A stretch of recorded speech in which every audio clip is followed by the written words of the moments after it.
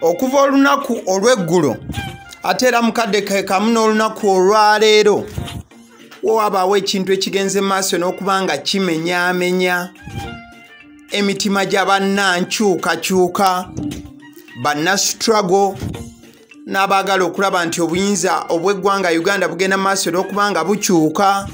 Wabaawo ekintu ekikyasinze okuba nga kigenda maaso n'okuba nga kibamenya mu nnaku zino bbiri, kyekifaananyi kyogenda maaso n'okuba nti olaba eddakiika eno.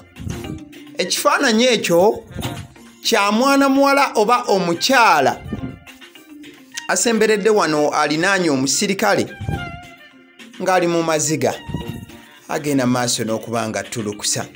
Omukyala gwe njogerako bwe mba muggyeeyo mu bulambirira ye mukyala gw'ogenda maaso n'okuba nti olaba eddakiika eno.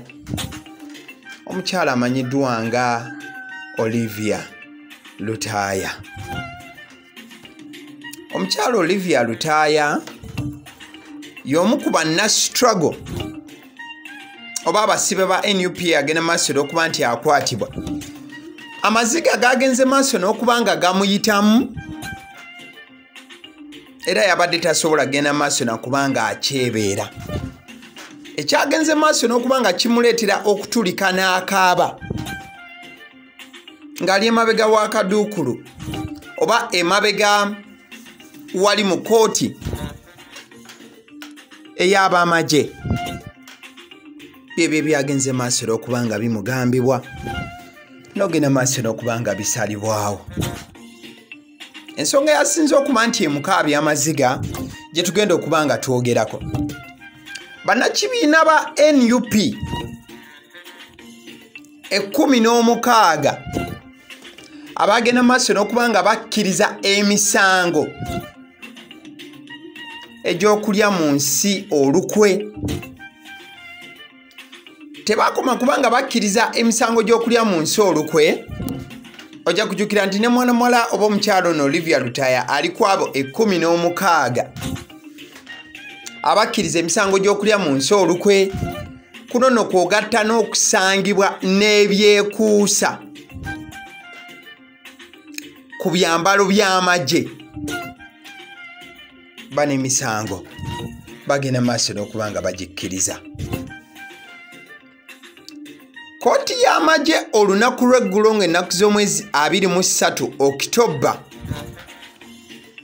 yagenze maaso n'okuba nga bongera okubaleeta ne babasimba mu kaguli. Ku luno gwe gwabadde omulundi ogw'okuba nti bagenda maaso n'okuba nga bawa ensala nga kooti oluvannyuma lw'okuba nti bano 16 bagenda maaso n'okuba nga bakkiriza emisango. Bwe babasimbye mu kaguli, kooti y'amagye yagenze maaso n'okuba nga bano ebasalira ekibonerezo era yabasindise mu nkomyo gye babadde okumalira ebbanga erikulunguludde emyaka 4 n'okusoba. Kooti y'amagye yabasindise mu nkomyo beebakeyo ebbanga lya myezi 3 n'ennaku 22 olw'okuzza emisango gino egy'okuba nti baalya mu nsi olukwe, nti n'okusangibwa n'ebintu ebyekuusa ku by'amagye. Mu byonna byagenze maaso n'okuba nga biba olw'amaze okuba nti ekibonerezo kigenda maaso okuba nga kisalibwa, mwana muwala oba omukyala Olivia Lutaaya yatulise n'akaaba. Wabula wakati mu kutulika kaaba, abalabirizi b'ensonga bagambye nti ekyabadde kigenda maaso n'okuba nga kimuluma kyekyokuba nti yagenda maaso n'okuba nga akkiriza emisango, mu butuufu gy'atagenda maaso n'okuba nga azza okusinziira ku sayidi eri eya struggle nga His Excellency Bobi Wine bwagenze maaso n'okuba nga aluŋŋamya, era nabyo ngenda kuba nga mbikunnyonnyola wano. Ssentebe wa kooti eno Brigadier General Robert Freeman Mugabe nkidamu.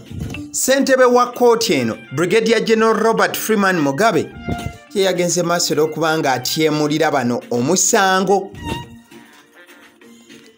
Era wakati mu kubanga abatyemulira emisango yategezeza nti yeesigamye ku bujulizi bano bennyini bwe bagenda maaso okubanga beewaako. N'agamba nti obujulizi Olivia Lutaaya ne banne omulimu Haydin nti obujulizi obwo bwennyini bwe bagenda maaso okubanga beewaako bwe yagenze maaso n'okubanga yeesigamako, era nti bwamumatiza ne ssekumatiza yenna nti bano bagwana ekibonerezo ekyo kye yabawadde. Wabula okujjukizaako mukwano gwange ne maaso n'okuba nti olaba emisango bano gye bagenda maaso n'okubanga bakkiriza kika kya misango egisobola okuba nti singa omuntu gumukka mu vi obanga agukkiriza nti yagukola asobola okuba nga ateebwa ku kalabba n'agenda maaso n'okuba nga akomekerezebwa obulamu bwe. Wabula ekibonerezo ekyo tekyagenze maaso na kubanga kibaweebwa wabula okubasindika bamale emyezi emirala 3 n'ennaku 22. Wabula bw'ojjukira nti bano bagenda maaso n'okubanga bakkiriza emisango, waliyo ate bannaabwe abalala bannaabwe 13 abakyakalambidde era abagamba nti nedda ssebo emisango egyo tetwagizza era tegitusinga.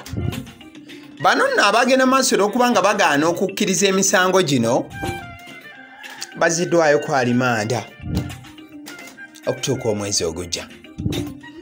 So Olivia Lutaaya yagenze maaso n'okubanga akwasa bangi ennaku olw'amaziga ge yabadde agenda maaso n'okubanga avaamu, ennaku ng'egenda maaso n'okuba nti emuluma mukyala Wattu olw'ebbanga eddene lyamaze mukomera, ate ebintu ne bikomekereza nga mu kutoba okungi atakkiriza nti emisango yagiza.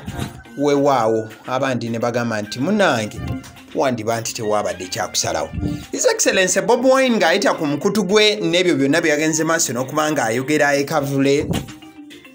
We addressed the nation on various matters of national importance. We spoke about the continuing human rights violation as well as the plight of political prisoners. Whereas the regime is coercing most of them to plead guilty to crimes they did not commit in order to drive a wedge between them and ourselves, we assured them and their families that we fully understand their pain and frustration. We shall continue pushing for their eventual release and supporting them in every possible way. Close to 4 years under detention without trial. These are true Ugandan heroes. Bobi Wine yagenze maaso n'okubanga aweereza Olivia Lutaaya obubaka wamu n'aba political prisoners abalala aba NUP abagenze maaso n'okubanga bakkiriza okwesingisa oba okukkiriza nti bakola emisango. His Excellency Bobi Wine yagambye nti nno akyagenda maaso n'okubanga ayogera ku bumenyi bw'amateeka obugenda maaso okubanga butambula mu ggwanga, omuli n'okuba nti abasibe ba NUP abagenda maaso okubanga basiba obanga basibwa nti wadde nga gavumenti egenze maaso n'okubanga enyigiriza abantu bano ne bagenda maaso n'okubanga bakkiriza emisango gye bataakola. Bobi Wine agamba nti agenda maaso n'okubanga abaweereza obubaka, ogenda maaso n'okubanga abagumya wamu ne famire zaabwe nti wadde bali mu bulimi, wadde bali mu buyinike, wadde bagenda maaso okubanga banyigirizwa ne ssekunyigiriza yena ye nga His Excellency Bobi Wine ne banne bakugenda maaso n'okubanga banyigiriza gavumenti eno egenda maaso n'okulaba nti abantu bano ebata ne sekuta yena kubanga bamaze emyaka kumpi wajinda ba ena ate bagenda maaso nakubanga bakkiriza era agamba nti bano ye abatwala nga abazira. They are prisoners of conscience. Sadly, the regime has deployed its agents, some of whom claim to belong to the opposition, go around blaming the victims instead of blaming the criminal regime, which has imprisoned them for all this time. Bobi Wine agamba nti wadde nga bano abasibe bagenze maaso n'okubanga batwalibwa ne bagenda maaso n'okubanga bafuna abamu ku ba opposition, ne bagenda maaso n'okubanga boogera ebikikinike ku basibe bano, ne bagenda maaso n'okubanga babavunaana. Bobi Wine agamba nti kya buswavu nnyo nnyini ddala tebagenze maaso n'okubanga bavunaana abasibe bano, wabula ne batagenda maaso n'okubanga batunuulira bali abagenda maaso n'okubanga babasiba mu bumenyi bw'amateeka obukukunadde mu mbeera efaananako bw'etyo. So His Excellency Bobi Wine bwabadde bubaka bwe, wabula yalaze nti si wagenda maaso n'okubanga abamu Olivia, Lutaaya n'abasibe abalala bonna, wabula wagenda maaso n'okubanga abawa obweyamo bwe, n'ogenda maaso n'okubanga abawa support ne se kuwa support yenna nga bwe bagenda maaso n'okubanga bagyetaaga. Olivia, Lutaaya wamu n'abalala tugenda maaso n'okuba nti tubasaabira ku sayidi eyo, ate era nga mu myezi 3 bagenda kubanga badda kulya butaala, n'ogenda maaso okubanga batuukiriza emirimu gya struggle. Abasibe omusunsuzi ly'erinnya, likinga video eno. Thank you. Webale.